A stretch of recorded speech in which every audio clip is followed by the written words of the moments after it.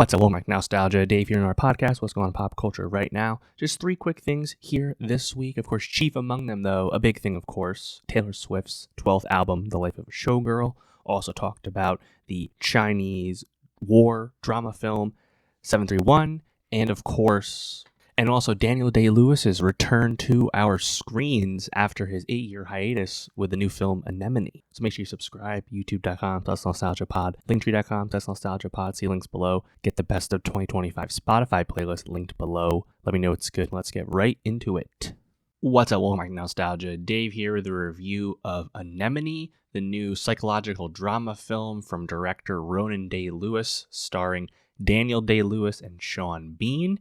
Of course, this is the return of Daniel Day-Lewis to the screen as an actor, ending, at least temporarily, ending his hiatus following Phantom Thread's release at the end of 2017. It has quietly been about 8 years between films for DDL, and as we know, one of our greatest actors, one of our most celebrated actors, whether he's the top greatest of all time or not, he's certainly on a very short list when it comes to deciding who that person would be. He is also a very enigmatic and private person, so these past 7 years have been effectively radio silent from DDL and his family and his management and all things like that. So it was a bit curious, what was it, about a year and a half ago when we got word that DDL was coming out of retirement, and it was thanks to the fact that his son, Ronan, was directing his first feature film. I gotta say, on its surface, Daniel Day-Lewis coming out of retirement to make Anemone with his son Ronan is one of the better examples of nepotism working in Hollywood. Getting DDL back on our screens after an 8-year hiatus is certainly welcome. That being said, Anemone isn't that great. However, Daniel Day-Lewis is very good in the film, unsurprisingly, and it's, I think, worth watching solely just to see him on screen once again. Whenever the film is focusing on him with a close-up for an extended monologue, it's really good. Overall, though, I think the film largely lost me. I think just story-wise, structure-wise, it wasn't too impressive and a bit uninteresting, a bit dull, frankly. However, there is some engaging cinematography. Visually, it looks quite nice despite only taking place in a few locations. Sean Bean is also able to hold his own against DDL in a much more reserved and less emotive performance alongside Daniel Day-Lewis, so unsurprisingly, is giving a very expressive and, more crackling performance that we've often thought of from him. The initial premise, too, definitely had potential. Sean Bean plays a man who is going to seek his estranged hermit brother who has left the family and gone off to live in the woods alone. Of course, that brother's played by DDL, and DDL has left a wife and son behind, a son he's never known, and what ensues is just a series of conversations between them as they catch up and they spar verbally, and that obviously that things go on from there. But when you get some of these monologues, there's a few moments that really would resonate from the film, where Daniel Day-Lewis is talking about his past and talking about his childhood, and we're really running the gamut here. But there's a few instances where Daniel Day-Lewis's ability to tell a story, to spin a yarn as he's telling his brother about some past trauma, it's really, I think, compelling on the screen. It's just everything else about the movie is just kind of blah.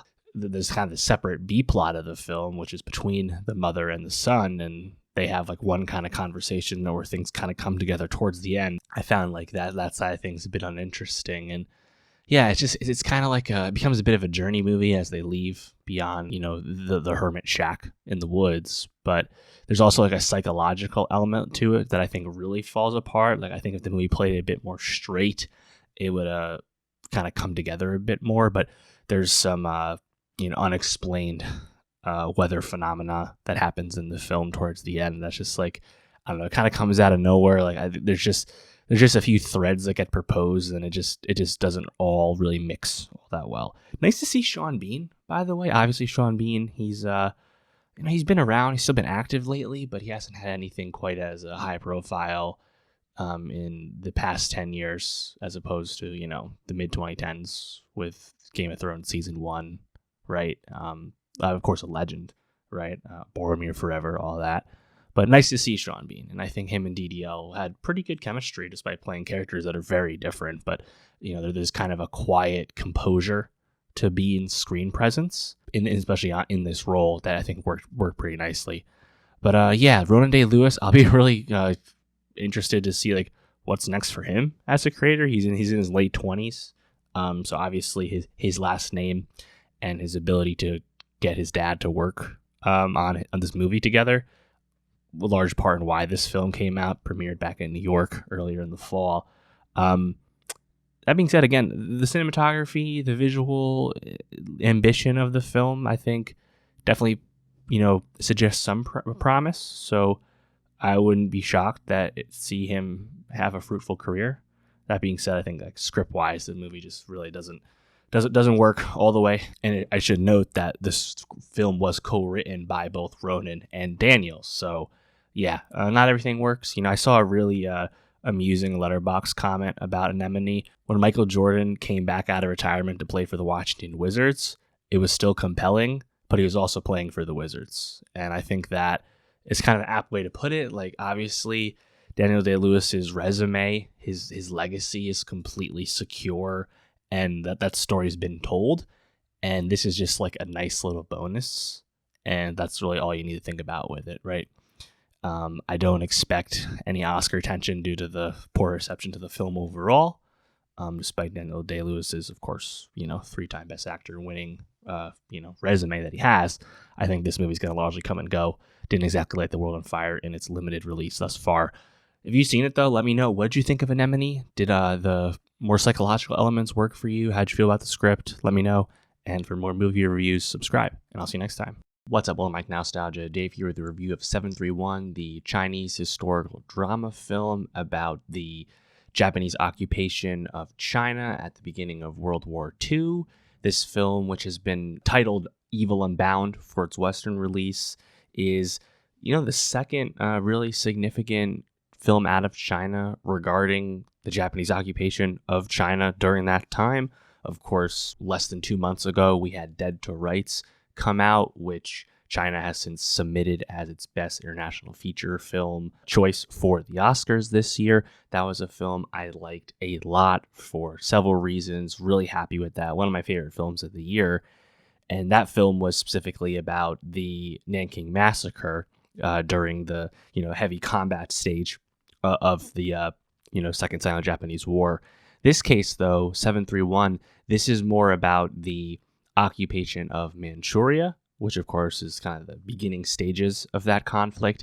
And more specifically, 731 is about the titular 731 unit in Imperial Japan's army, which was notorious for its very, evil and inhumane biological and chemical experimentations on its prisoners. Much like Dead to Rights, unsurprisingly, this is very heavy subject matter. This is very heavy material and still very serious, right? This is, one of those things that's pointed to as a source of conflict between China and Japan, and, the portrayal of historical Japan as a big bad, as a villain of a Chinese film. It seems to be a bit more common at the moment. This film came out back on September 18th in China, and I believe it set the record for the most single screenings of a film in one day. And September 18th is actually significant because that is the 94th anniversary of the actual beginning of that invasion back in 1931.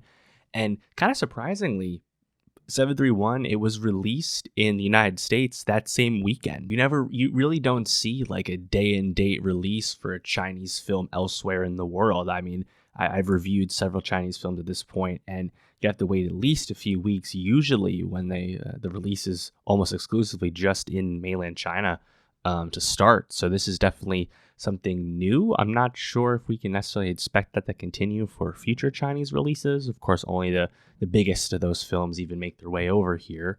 That being said, it is significant, I guess. We'll keep our eye on that. And the film did perform well with its opening weekend, a 4-day opening of 172 million. That being said, the reception has been poor, and it's not just a poor reception from Western, film critics. It's also not getting good remarks on, Weibo and Douban and IMDb, right? Like, it seems to be there's a a bit of a rejection from Chinese audiences, and I'd have to concur with that sentiment. Chinese historical drama film 731 fails to match the gravity of the subject matter it's trying to portray. Inhumane experiments by the Japanese army on Chinese prisoners during World War II is certainly dark and dramatic enough to portray in a gripping war film, but 731 is not that film. This film is stylish to a fault, has garish CGI, caricatures up and down the aisle, both on the Chinese side and the evil, captor side of things.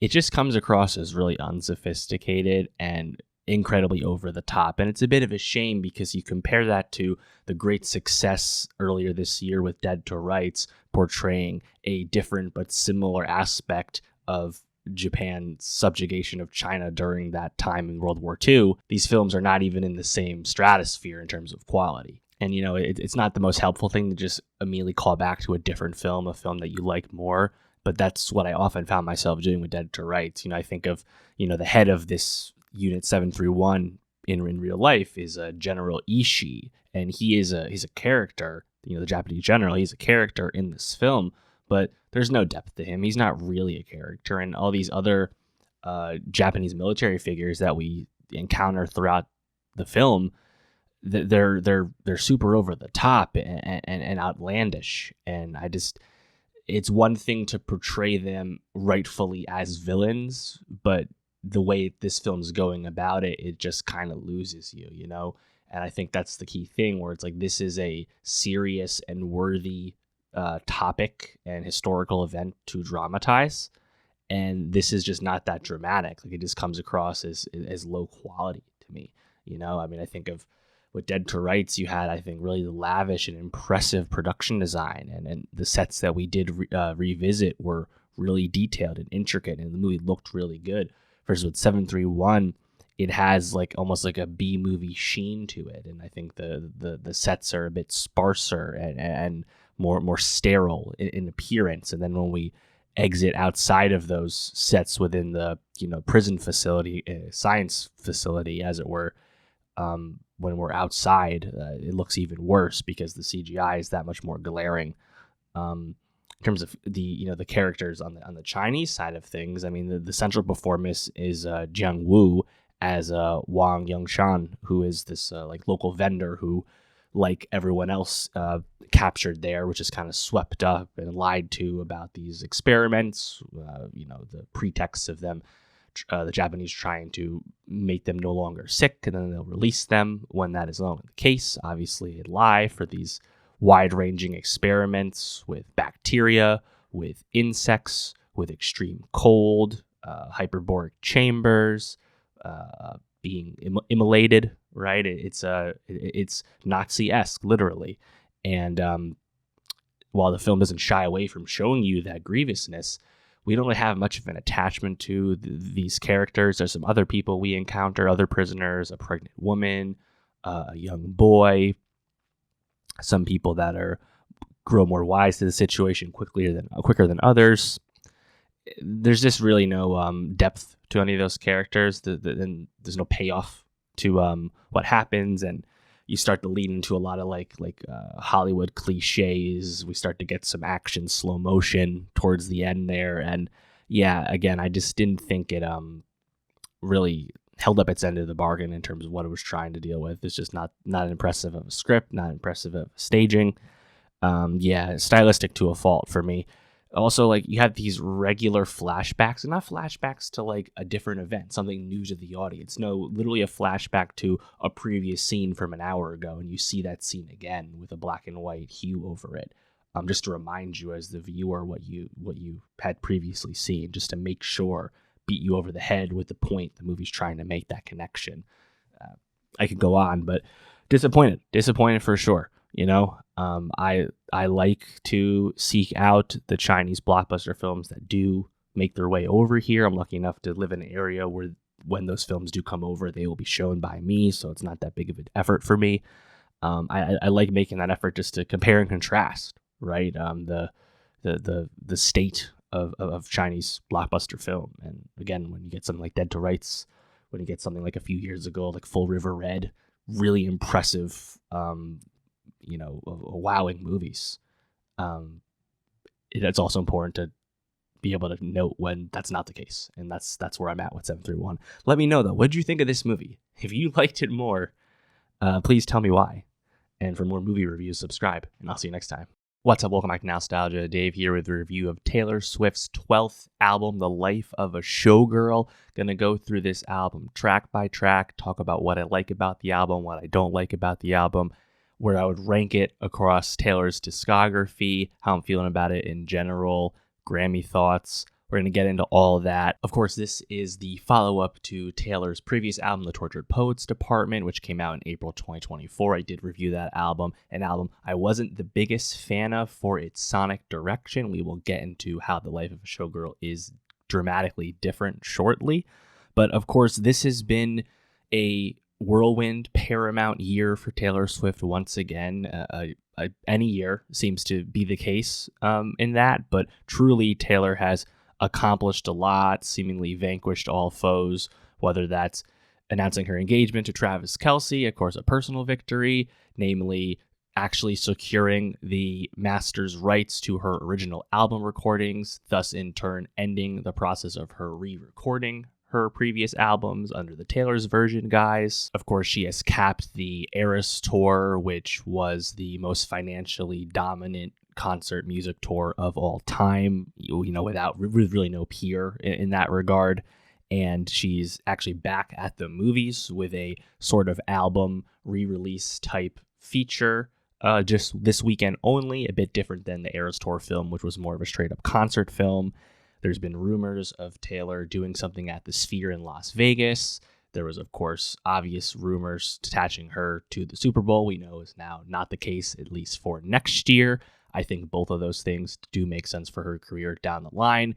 But, of course, no rush in that department because Taylor is still just such a dominant figure. I mean, on Spotify monthly listeners, I think she was down to a whopping 12th, having not released any new music in the past 18 months, right? There was no single for The Life of a Showgirl. We seemingly only got the announcement a few weeks ago on Travis's New Heights podcast, and Taylor did give a hint or two to the subject matter on that podcast now that we've heard the album, but there has been really no promo apart from that. But of course, obviously she needs no promo. She needs no introduction. This will be the most dominant musical release of the year without question. And yeah, let's get into it. Taylor Swift's 12th album, The Life of a Showgirl, is a massive improvement on the Tortured Poets Department because Taylor has gone back to work with Max Martin and Shellback, their first time working together since Reputation in 2017. Taylor is making more inviting, light pop music, but this is certainly not a return to Red in 1989. However, I find The Life of a Showgirl quite successful. This is the combination of Taylor's songwriting strength that she's demonstrated over her last few albums, but taking that into a more pop-forward approach that begot her success 10 plus years ago. So it's a really nice combination of past and present with Taylor Swift, and it makes a lot of sense. When Taylor's songwriting strength is again matched by capable and engaging production, unsurprisingly, there's a lot of successful songs here. For me, the clear highlight is track 2, Elizabeth Taylor. That is a pop banger in every respect and up there for me in terms of great Taylor tracks. And right off the bat, as you go through the track list here, you get a sense of why this vibe is different with the first one, The Fate of Ophelia, which of course is a Hamlet reference that Taylor did allude to, hint to in that New Heights podcast announcement. I'll be honest, I got like a hint of Lana Del Rey in Taylor's early delivery on that song, which I like quite a bit. But simply like the horns that pop up on that track, the drums right away, you're like, this is different, right? The Tortured Poets Department, I did not like the way that album sounded really at all because it was monochrome, it was ambient, it was staid, it was, dare I say, vanilla. And Taylor still had great songwriting moments across that album. Granted, that was an album that was way too long and not edited, right? The Life of a Showgirl, thankfully, is quite concise as a record, 40 minutes.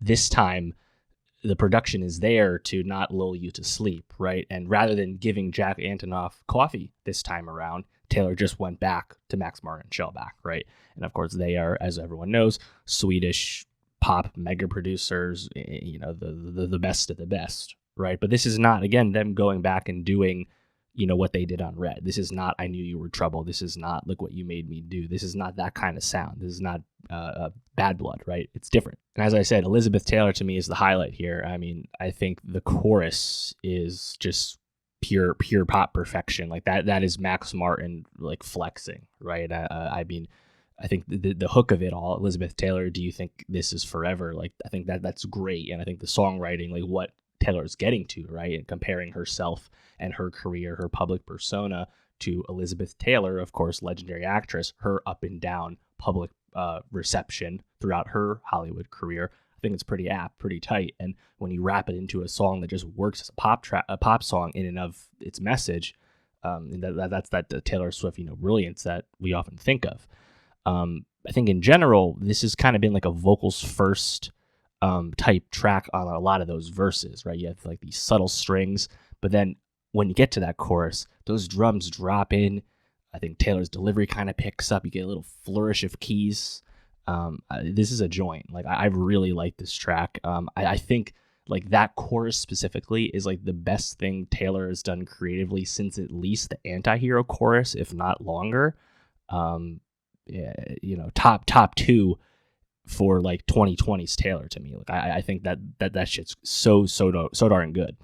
And for me, like I think the individual song enjoyment maybe not does kind of wanes a bit throughout the track list, but I'm able to appreciate the songs for what they are just because I like listening to them again a lot more than how Poet sounded.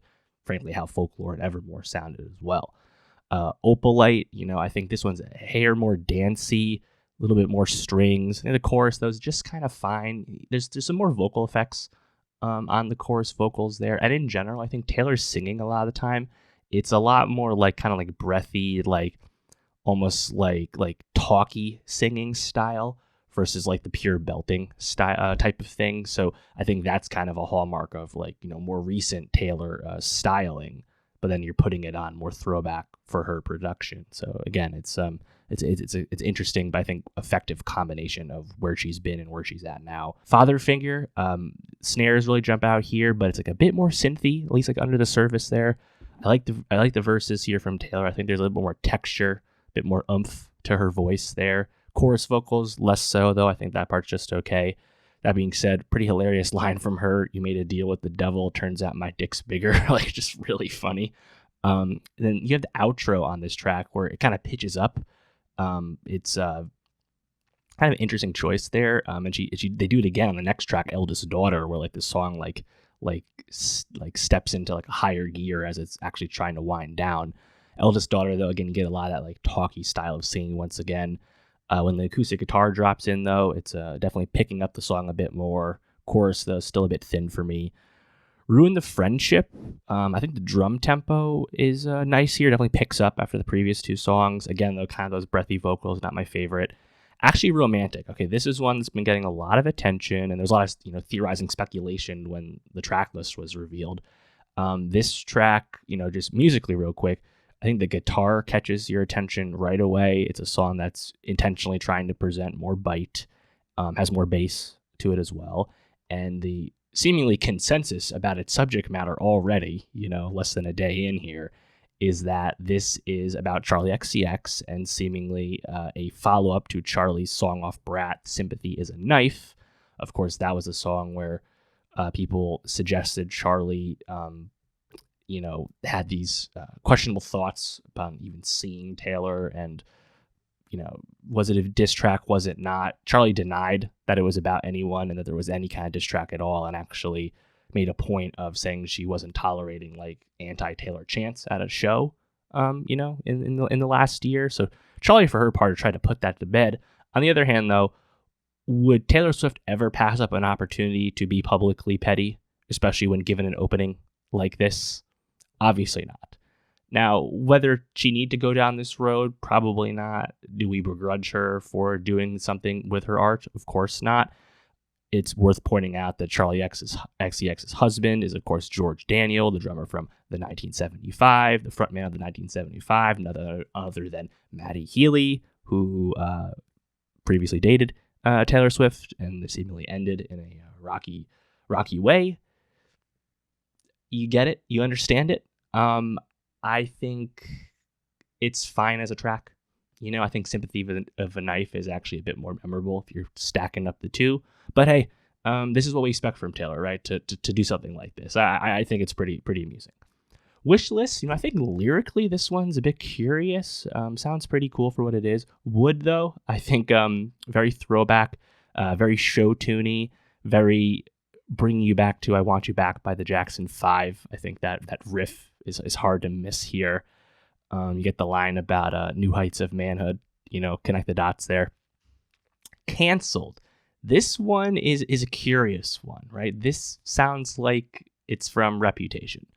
In terms of its subject matter, the campiness to those vocals.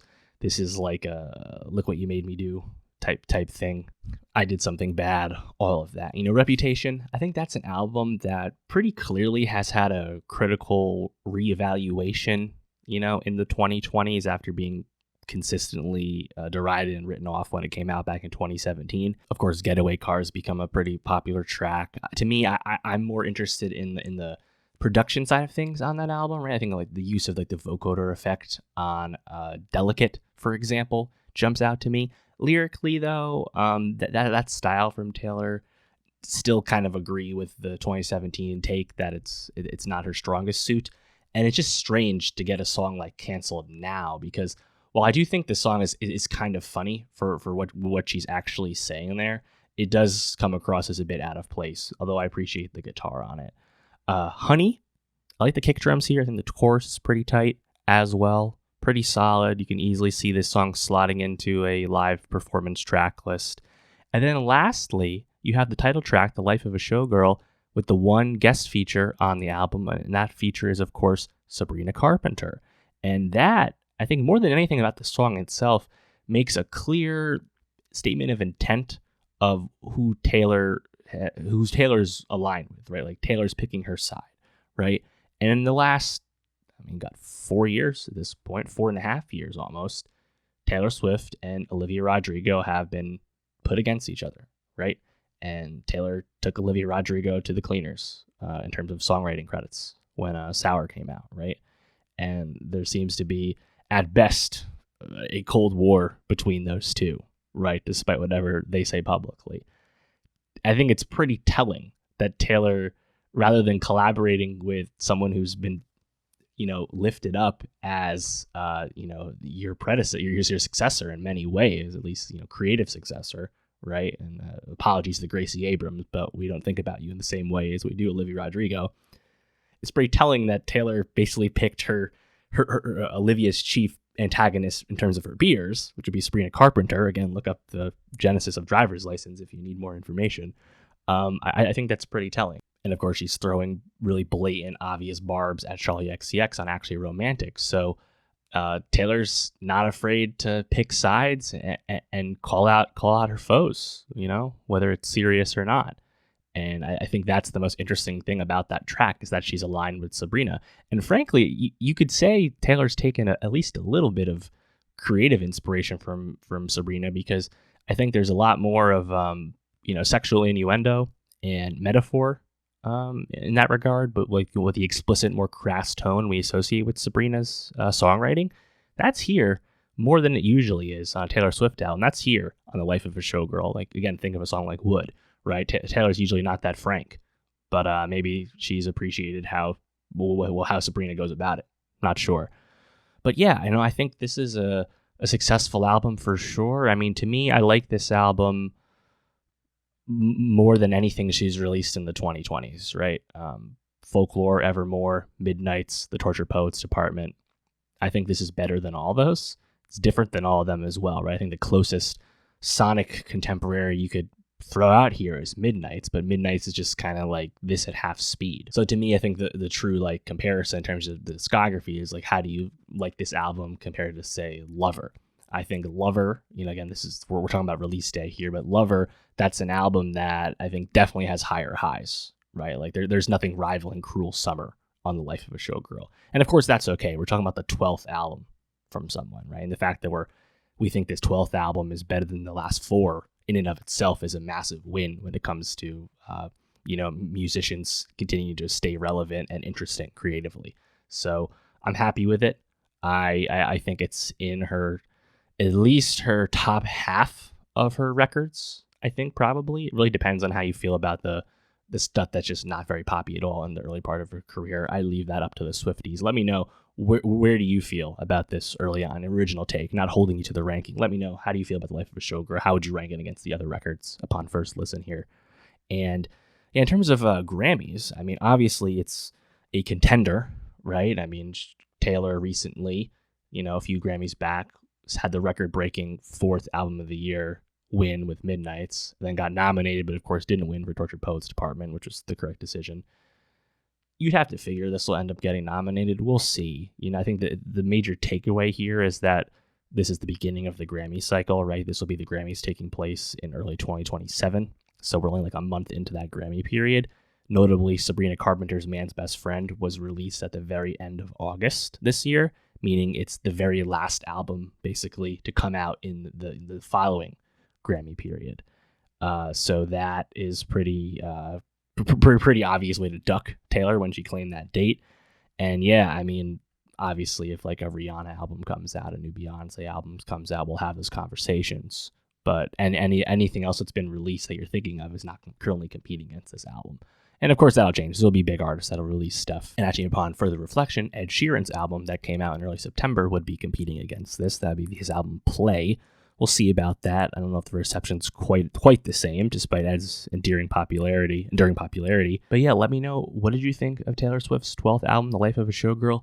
What do you want to see Taylor do next? I mean, I can't imagine her immediately going on another, 5-continent, 200-ish date show, concert tour, like the Eras tour. Like, obviously that's going to take some time to get back to that. So I think the Sphere made a lot of sense as like a residency, something more easier and convenient for her to do. What are you expecting? What I mean, I would not begrudge her for taking some time away. I frankly, this album came a little faster than I expected, right? Less than 2 years. What do you want to see Taylor Swift do next? Let me know. And for more music reviews, more pop reviews, subscribe, and I'll see you next time. All right, that's going to do for the pod this week. Next week, we have Tron Ares, the latest blockbuster film, the conclusion of Peacemaker Season 2 on HBO, Roofman, the new Derek in France film with Channing Tatum at the helm, also some new K-pop, Twice, and Baby Monster. So make sure you subscribe, youtube.com/nostalgiapod, linktree.com/nostalgiapod, see links below. Get the best of 2025 Spotify playlist linked below. Let me know it's good, and I'll see you next week.